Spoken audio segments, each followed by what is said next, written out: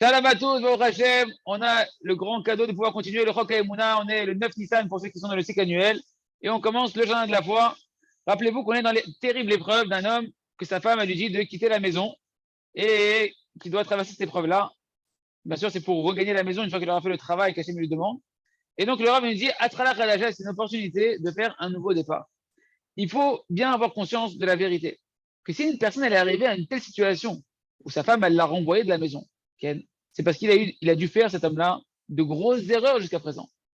Mais maintenant, qu'il s'est déjà passé ce qui s'est passé, s'il le désire, il peut faire un nouveau départ. Si maintenant il veut prendre le chemin de la Emouna, de la foi, alors il peut traverser cette épreuve-là et la réussir et tout réparer. Et s'il se renforce maintenant dans sa Emouna et qu'il ne s'embrouille pas dans sa tête, qu'il ne se laisse pas à la confusion dans sa tête, il verra la providence d'Hachem. Il verra la marche de ses propres yeux que la situation dans laquelle il est, elle est pour son bien mamache. Et il verra que c'est un grand cadeau s'il voit avec les yeux de la Emouna que c'est un grand cadeau que Hachem lui fait. Comme on a vu que jusqu'à présent, cette personne-là, en réalité, elle n'avait pas la tranquillité. Quand elle était sous le feu, sous le feu de l'action dans la maison, avec tous les colères qu'il y avait entre lui et sa femme, etc., il n'avait pas la tranquillité d'esprit de réfléchir pour pouvoir réparer ce qu'Hachem attendait de lui de réparer. Et des fois, Shalom, quand on se met à la situation des dettes d'argent qui rentrent dans la maison, etc., ça crée des tensions dans la maison entre le couple. Et ça détruit, ça détériore le Shalom Bayit. Ça peut être une cause de détérioration du Shalom Bayit. Et maintenant qu'il est en dehors de la maison, momentanément, Bezat Hashem, il a le temps de pouvoir faire une réparation à la racine, de traiter le problème à la racine, de gérer son problème des dettes à la racine. Quel est le problème spirituel? On vous invite à aller étudier le Jardin de la richesse qui explique en long et en large comment sortir des dettes. Quel est le message d'Hachem à travers les dettes? Il va pouvoir gérer ça sans tension, sans conflit avec les membres de sa maison. Et des fois, une personne, il se peut qu'elle va prendre conscience qu'elle avait un mauvais trait de caractère.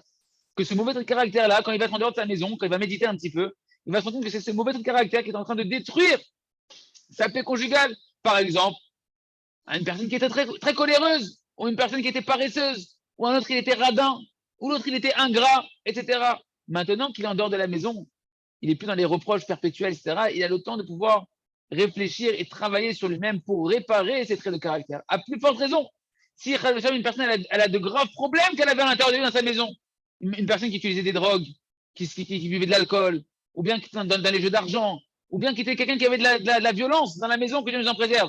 Maintenant, qu'il est en dehors de la maison, il est libre. Il peut commencer à travailler et à réparer son problème à la racine. Il se trouve donc que celui qui voit tout son problème avec la Emouna, non seulement qu'il n'est pas affolé, mais au contraire, il voit toute sa situation comme une opportunité de se réparer. C'est pourquoi il va faire tout ce qu'il peut. Il va se renforcer dans la prière et il va se tourner vers Akadosh Baruch Hu, vers le Créateur du monde, qui peut tout l'aider à réparer en un seul instant vers Hachem. Parce que quand Hachem, béni soit-il, il va voir que cet homme-là, il fait des efforts, que cet homme-là, il fait ce qu'Hachem attend de lui. Eh bien, évidemment, sa femme, elle va commencer à déceler ça chez lui, qu'il est en train de travailler sur lui, qu'il est en train de changer. Et ça va lui donner de l'espoir dans le cœur de sa femme. Et à ce moment-là, il n'y aura pas besoin de faire des efforts pour revenir à la maison de soi-même. C'est sa femme elle-même qui va courir après lui quand on va voir qu'il change pour le faire revenir à la maison. Et quand il reviendra dans sa maison après avoir travaillé sur lui-même, après avoir réparé ce qu'il avait à réparer, alors ses relations dans sa maison avec sa femme, elles seront complètement différentes et bien meilleures que ce qu'il y avait au préalable. Il se trouve donc en fait que cette tragédie, c'était une opportunité, un grand cadeau d'Hachem Yitbarach, une invitation extraordinaire à faire un nouveau départ et un cadeau que l'on peut recevoir que si on regarde cet événement-là avec les yeux de la Emouna. Bien évidemment, vous avez compris que la plupart des gens qui divorcent après ces phases-là, c'est parce qu'ils n'ont pas reçu les kélim, ils n'ont pas reçu les conseils, ils n'ont pas reçu les lunettes adéquates de savoir comment gérer cette situation avec la Emouna. C'est pour ça qu'il faut diffuser, il faut encourager à diffuser le jardin de la paix à tous les hommes, parce que sinon, si une personne n'a pas les bons conseils au bon moment, eh ben, c'est très difficile de pouvoir gérer le Yetzer Hara, que Rabbi Nachman a dit que le Yetzer Hara d'un homme, il se bat tous les jours pour lui casser son Shalom Bayit, parce qu'il sait qu'après, un homme, c'est beaucoup plus difficile de se tenir bien dans son judaïsme quand son Shalom Bayit, il est endommagé. Il raisonne que tout le monde puisse diffuser ce sefer et l'étudier, le comprendre et le diffuser et l'accomplir. On continue avec le jardin des louanges. Le remerciement, c'est la guérison de l'âme. On peut voir dans le remerciement encore une réparation extraordinaire qui se cache, qui est de pouvoir guérir sa santé mentale. Par le remerciement, un homme, il mérite de pouvoir avoir une guérison parfaite sur toutes les sortes de maladies psychologiques qui peuvent attaquer un homme. Pourquoi? Parce qu'en réalité, quand tu remercies Hachem, tu répares parfaitement ta émouna, ta foi en Hachem. Et quand une personne elle a une foi qui est réparée, eh ben, il guérit la personne automatiquement de toutes les maladies de son âme. Pourquoi? Parce qu'il y a un lien intrinsèque entre la foi et l'âme d'une personne. C'est la même entité. Où on voit ça dans l'écouté Moharan. Rabbi Nachman nous dit, dans l'enseignement 173 de l'écouté Moharan, il nous dit la chose suivante. Elle est dictée par l'écriture, rien que dans l'écriture, un tzaddik, le tzaddik Ahemet, il peut voir l'âme d'un juif dans son écriture, l'intériorité de son âme. Il peut voir même la émouna et la racine de la émouna d'un homme dans l'écriture d'un homme. Pourquoi? Il dit Rabbi Nachman parce que la émouna elle-même, elle a une racine. Parce que la émouna elle-même, elle a une vitalité et une racine, c'est-à-dire quoi? Qu'il y a un monde spirituel, que de là-bas, elle vient la émouna. Il y a un monde qu'on appelle le monde de la émouna. Et ce monde-là de la émouna, lui-même, il est enraciné dans Hachem Yitbarach, dans Hachem béni soit-il. Ce qu'on appelle la racine de la émouna, qui est l'intériorité de la émouna, dit Rabbi Nachman, qui en réalité, ça représente l'intériorité de l'âme. L'intériorité de l'âme de chacun, du psychique de chacun, qui a nefesh ve'emuna emberina achad, conclut Rabbi Nachman, parce que l'âme et la émouna, l'âme et la foi, sont une seule et même entité. Qu'est-ce qu'on apprend ici de ces paroles courtes qu'on a vues de Rabbi Nachman? Rabbi Nachman nous dévoile quelque chose d'extraordinaire, que la foi, c'est une création que jamais a créée. C'est un monde spirituel entier en lui-même. Et que ce monde-là, de ce monde-là découle pour chacun d'entre nous la émouna, la foi que l'on va recevoir. Entre parenthèses, c'est ça que le Rav Arush nous dit qu'on peut prier pour recevoir de la foi, parce qu'elle provient d'un monde, la foi. Et le monde de la émouna lui-même, d'où il reçoit cette émouna, d'où elle vient cette émouna? Eh bien, elle vient de la racine de la émouna, qui est Hachem Yitbarach lui-même. Hachem, béni soit-il, lui-même, il va être la racine de ce monde de la émouna. Et ça correspond, nous dit Rabbi Nachman, à la racine, à l'intériorité de notre âme. Et c'est ça que le tzaddik, il nous dévoile. Il nous dévoile quelque chose d'extraordinaire en réalité. Que la neshama, le nefesh, le psychique et l'âme d'un homme, eh ben, c'est une seule et même entité. Et qu'est-ce qu'elle va avoir comme conséquence pratique pour nous? Et bien maintenant, on peut comprendre toutes les maladies psychologiques. Les dépressions, tous les manques, les problèmes, les troubles psychologiques, mentaux, tout ça, c'est un manque au niveau de l'âme. Et tous les problèmes de l'âme, qu'est-ce qu'on a dit, etc., ça provient d'un manque de émouna, d'une réparation qu'on doit effectuer au niveau de la émouna. Parce que vu que la émouna et l'âme, c'est une seule et même entité, et bien de là, on comprend que lorsqu'il y a un manque dans un des deux, dans l'âme ou dans la émouna, et ben ça va se répercuter sur l'autre. Et tout manque dans la foi, tout défaut qu'il va avoir dans la foi d'une personne, ça va entraîner un défaut dans son psychique, dans son psychologique, dans son mental, dans son âme. Et pareil, tous les manques qu'une personne peut avoir au niveau de son âme, ça va entraîner un manque dans sa émouna. Et plus une personne, donc elle va réparer, elle va parfaire sa émouna, et bien plus automatiquement, elle va pouvoir réparer tous les problèmes de son âme, les grands ou les petits, chacun en fonction de son niveau. On va amener avec Hachem plusieurs exemples, comment guérir les maladies psychologiques qui sont très fréquentes, comme la dépression, comme comment on appelle ça, les schizophrénies, etc.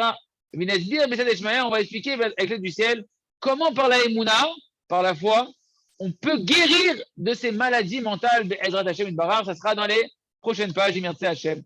On continue avec le livre à travers champs et forêts pour faire Merci Hachem. Notre heure dite des doutes, les harir bitfila, allonger son temps de prière. La réalité, en fait, quand on regarde la situation générale de la plupart d'entre nous, qui peuvent être encore éloignés de la émouna, eh ben, c'est que dès qu'on commence à vouloir prier un peu et qu'on espère d'obtenir des résultats dans la prière, et que les gens ils vont commencer, ils vont faire, allez, je fais un quart d'heure de prière. Ils ont l'impression, ça y est, j'ai fait un quart d'heure, waouh, ça y est, j'ai prié une tonne. J'ai fait un quart d'heure de prière sur un sujet, c'est une tonne. Et même s'ils arrivent, des fois, les gens ils vont arriver à une demi-heure de prière. Okay? Pour eux, ils ont dit, waouh, mais je suis un baba salé de la génération, j'ai fait je suis un petit Moshe Rabbeinu, j'ai fait une tonne de tefila. Et quand maintenant ils voient qu'ils n'arrivent pas, ils n'ont pas encore vu les résultats de leur prière, eh ben, ils s'affaiblissent. Ils s'affaiblissent dans la force de leur prière. Ils arrêtent de prier. Parce que qu'est-ce qu'ils pensent à l'intérieur d'eux? Regarde, la prière, ça ne marche pas. Ça ne porte pas ses fruits. Ils commencent à se culpabiliser. Tu vois, en fait, tu sais pas prier, tu n'arrives rien à faire avec ta prière, Hachem, il veut pas t'aider. Qu'est-ce qui ressort d'ici? C'est que le Yetzer Hara, il commence à venir à te laminer comme ça, il te met des cours et des conférences de désespoir, de dépression comme ça, de tristesse, et il t'affaiblit mentalement de te faire croire que ta prière, ça sert à rien de t'investir là-bas, tu perds ton temps. Et nous, on doit savoir, me dit le Rav, que c'est quoi ce qu'on appelle allonger une prière, une longue prière. C'est quoi allonger la prière? C'est se tenir en prière autant de temps qu'il faudra jusqu'à obtenir sa délivrance. Il n'y a pas de temps. Il n'y a pas de j'ai fait mon temps, j'ai fait ce qu'il fallait, truc. Il n'y a pas. Tu dois tenir jusqu'à ce que tu sois délivré. Parce que le Rav me dit, ça n'existe pas dans le monde une prière qui ne fonctionne pas. Pas shoot, c'est une chose qui n'existe pas. Et tout ce que nous, on a l'impression que la prière, elle n'a pas marché, c'est parce que tu n'as pas suffisamment prié. Alors continue de prier, avance jusqu'à ce que tu sois répondu. Et sur ça, la Gemara Gdosha, elle nous dit, Amar Rabbi Chama Rabbi Chanina, si un homme il voit qu'il a prié, qu'il n'a pas été répondu, qu'il recommence et qu'il reprie sur le même sujet, comme c'est marqué David Amer dit dans Tehillim 27, tous les matins on le dit, Kavel Adonai Chazal Yamet Sibecha Kavel Adonai. Espère en Hachem, sois fort et courageux et renforce ton cœur c'est ta prière, et réespère en Hachem. Sur quoi? Sur le même sujet. Je ne parle pas de bonhomme échange de sujet, le même sujet. Tu n'as pas eu de réponse, recommence. Et voilà que, immédiatement, ou lorsqu'un homme va commencer à allonger ses prières, ça s'appelle déjà qu'il a foi qui peut obtenir des délivrances par sa prière.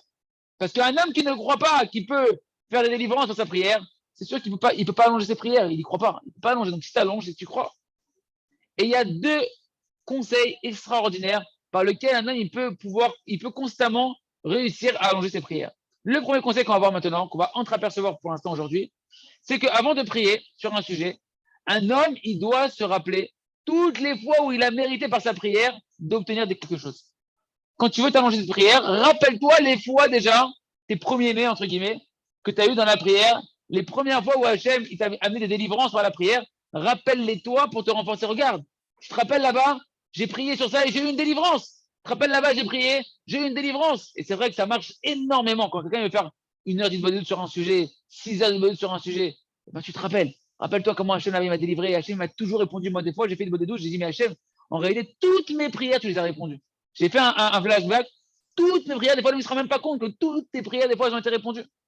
Et au moins, regarde, rappelle-toi que tu as été répondu. Et comme ça, tu vas t'encourager. C'est sûr que si je continue à prier, là aussi, je serai délivré. On continue avec, on verra ce conseil-là. Et le deuxième conseil, demain, on approfondira. On continue avec le livre Le Jardin de la Sagesse sur le compte du sage et du simple. Moshe a reçu la Torah de Sinaï et il l'a transmise à Yahushua. Rappelez-vous, le sage qui a quitté la maison de son père, il a quitté la Massoret.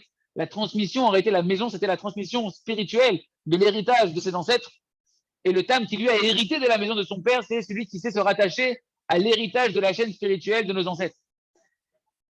Donc, là, on peut voir avec l'intelligence qu'on a vue ici, on peut comprendre tout le chemin de l'enchevêtrement de la Torah. Comme c'est marqué dans Pirkei Avot, la première Mishnah des Pirkei Avot, mais comment on appelle le rameau de nos pères, hein, la transmission généalogique spirituelle, de l'arbre généalogique spirituel de nos ancêtres. C'est quoi la première Mishnah? Moshe, il a reçu la Torah du Har Sinaï et il a transmis à Yoshua. Et Yoshua, il a transmis la Torah qu'il a reçue de Moshe aux anciens d'Israël. Et les anciens, ils l'ont transmis aux prophètes. Et les prophètes, ils l'ont transmis aux gens de la grande assemblée, etc., etc. Qu'est-ce qu'on apprend ici? C'est que le Da'at Torah, la conscience de la Torah, elle est entièrement basée sur une réception que chacun il a reçue de ses prédécesseurs. Et tout celui, écoutez bien, jusqu'à la fin, il est très très important ce paragraphe. Il dit tout celui qui va approfondir dans les livres des Rishonim, des Acharonim, des décisionnaires contemporains, etc., il verra combien chacun ils font extrêmement attention à chaque fois de baser leurs paroles et leurs conclusions à l'Achik, les décisions à l'Achik, sur les paroles de ceux qui étaient avant eux. Ils ne viennent pas ici donner un chidouche tout seul. Ils se basent sur les prédécesseurs qui ont déjà donné des conclusions. Comme ça, ils sont sûrs que ce qu'ils vont dire, ça ne se repose pas dans l'air. Okay. À quoi ça ressemble, dit le Rav? À quoi ça ressemble? Ça ressemble à quelqu'un qui construit une pyramide. Ouais. T'as une pyramide devant toi. Et un homme, il veut se tenir. Un homme, il peut se tenir en haut de la pyramide. Mais à condition que quoi? Ben, à condition que tu es monté sur la pyramide marche après marche et que tu es conscient qu'en dessous de là-haut du sommet de la pyramide, tu as plein de pierres qui sont en dessous qui te permettent d'être au sommet de la pyramide. Ça veut dire quoi? C'est-à-dire qu'en réalité, c'est que parce que tu es conscient qu'il y a des pierres qui ont précédé la pierre sur laquelle que tu es, que tu peux te retrouver tout en haut de la pyramide et voir tout le panoramique et te sentir très très très haut. Mais c'est parce que en dessous, il y a des pierres en dessous de toi. Tu ne tiens pas dans l'air en haut de la pyramide. D'accord? C'est pourquoi un homme, écoutez bien ce qu'il va dire le Rav, un homme qui va attraper des asagotes, des perceptions spirituelles, des compréhensions, il doit faire très attention de qui je reçois ces compréhensions spirituelles. Et c'est seulement après qu'il va pouvoir progresser à chercher à approfondir, à trouver encore d'autres conclusions, etc. Mais celui qui ne veut pas, il veut occulter d'où ça vient ce qu'il reçoit. Et qui se détache de la racine, de là où il a reçu. Alors qu'il sache, où l'oyachol et kabel od, il ne pourra plus continuer à recevoir. Et c'est pourquoi il dit le Rav, c'est impossible qu'un homme, il veut être il décide, moi je veux être le talmid que de Moshe Rabbeinu. Moi je veux être l'élève que de Moshe Rabbeinu. כן? אי אפשר לאדם לרצות להיות תלמיד של משה רבנו לבד. הוא יכול רק להיות תלמיד של התלמיד. Tu peux être que l'élève, de l'élève, de l'élève, de l'élève, jusqu'à Yoshua qui était l'élève de Moshe Rabbeinu. Toi, en 2020, comment tu vas être en 2022, tu vas être l'élève de Moshe Rabbeinu? Ah, ce qu'il va dire ici. Et à ce moment-là, quand toi, tu vas être l'élève, de l'élève, de l'élève, de l'élève, de l'élève, jusqu'à Moshe Rabbeinu, tu vas être appelé l'élève de Moshe Rabbeinu. Parce que tu es attaché à la chaîne des élèves de Moshe jusqu'à ta génération. Et c'est pourquoi celui qui dit maintenant, moi non, pas du tout, je ne veux pas recevoir de Yahushua, je veux recevoir directement de Moshe, c'est impossible. C'est pourquoi il dit le Rav, ceux qui disent, moi je veux être un chassid que de Rabbeinu Akadosh, je veux être un chassid Breslev directement de Rabbi Nachman. Moi je ne veux pas recevoir des élèves de Rabbi Nachman. Ils n'ont aucun lien avec Rabbi Nachman, dit le Rav. En la en kesher les Rabbeinu. Ils n'ont pas de lien avec Rabbeinu Akadosh. Effrayant. Il reste que chacun puisse faire attention d'avoir un Rav qui lui-même est un élève d'un Rav, qui est lui-même un élève d'un Rav, et d'avoir cette chaîne ininterrompue jusqu'à Moshe Rabbeinu pour être sûr que ce que l'on reçoit, eh bien, ça vient de la Torah de Moshe Rabbeinu. On continue et on termine avec le Sefer.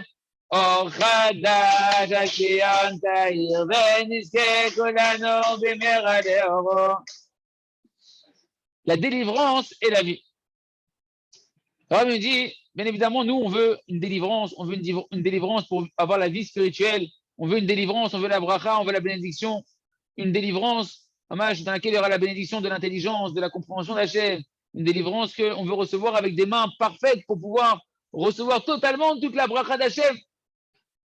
Et ça, en réalité, il dit le Rav, Yeshua, c'est une délivrance qu'un homme, il va pouvoir, une fois qu'il aura eu cette délivrance-là, il va pouvoir aller dans le monde entier et pouvoir aller avec une volonté forte et puissante.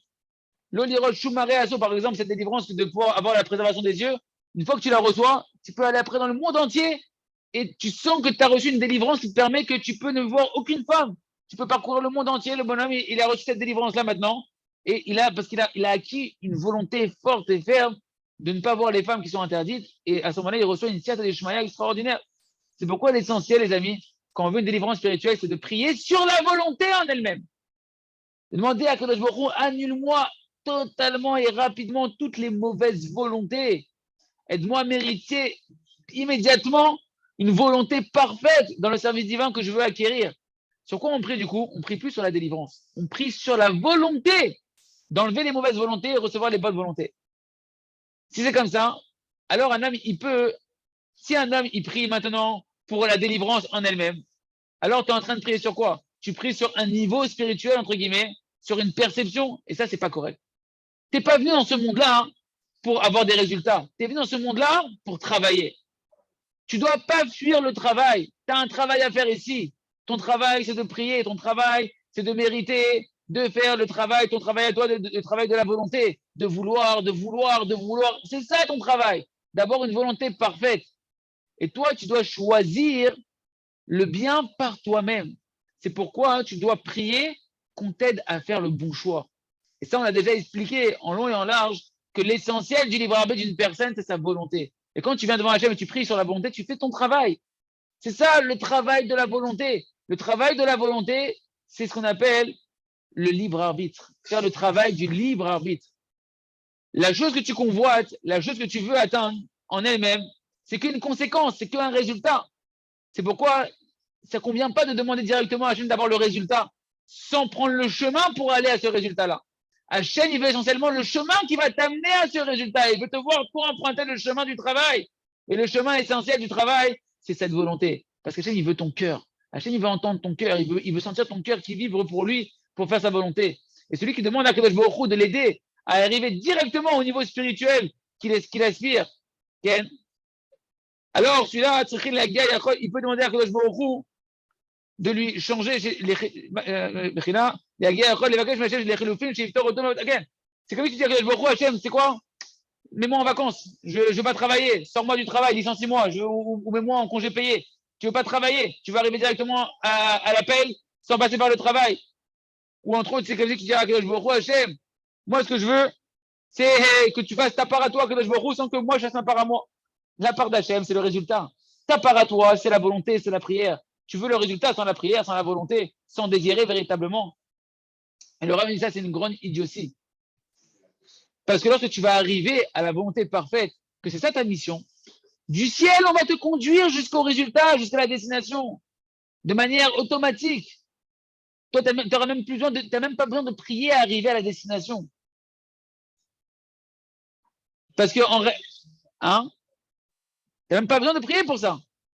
Et la bijvil chez l'otekabel blitzfila, atayachol itpel meat ulkabel. Et la bijvil chez l'otekabel blitzfila, pour ne pas recevoir quelque chose sans prière, et ben toi, tu vas devoir maintenant prier petit à petit pour pouvoir recevoir. Et l'essentiel, c'est quoi? L'essentiel ici, ce qu'on demande de toi, c'est ta volonté. C'est pourquoi celui qui prie essentiellement pour recevoir la chose en elle-même, c'est une grande erreur. Ça montre qu'il n'a pas du tout compris ce qui se passe ici. Et toi, tu dois, au contraire, sur quoi je prie? Sur la volonté d'atteindre le niveau que je veux atteindre. Hachem, aide-moi à sortir de mauvaises volontés, aide-moi à avoir la volonté de fermer mes yeux, etc. De mériter d'avoir la volonté pour le sujet spirituel sur lequel tu veux progresser, ou bien qu'Hachem t'aide à retirer la volonté de faire une faute ou de faire un mauvais désir. Le principe général, c'est que Hachem, il attend de toi que tu désires. C'est pourquoi l'essentiel de ta demande, c'est de demander à Kadosh Baruch Hu, Hachem, prépare-moi mon cœur, aide-moi à avoir un cœur, prépare mon cœur, à avoir une volonté forte, d'avoir que des bonnes volontés, et retire de mon cœur et annule de mon cœur toutes les mauvaises volontés. Voilà l'essentiel de la prière qu'on doit avoir. Et ça, on peut demander une délivrance immédiate, Kadosh Baruch Hu, Hachem, qui nous aide à changer nos volontés, à avoir envie de faire ce qu'Hachem il veut, et de pouvoir avoir envie de ne pas avoir envie de ce qu'Hachem ne veut pas qu'on fasse. Et sur ça, on peut créer toutes nos forces et recevoir une délivrance immédiate, Razak.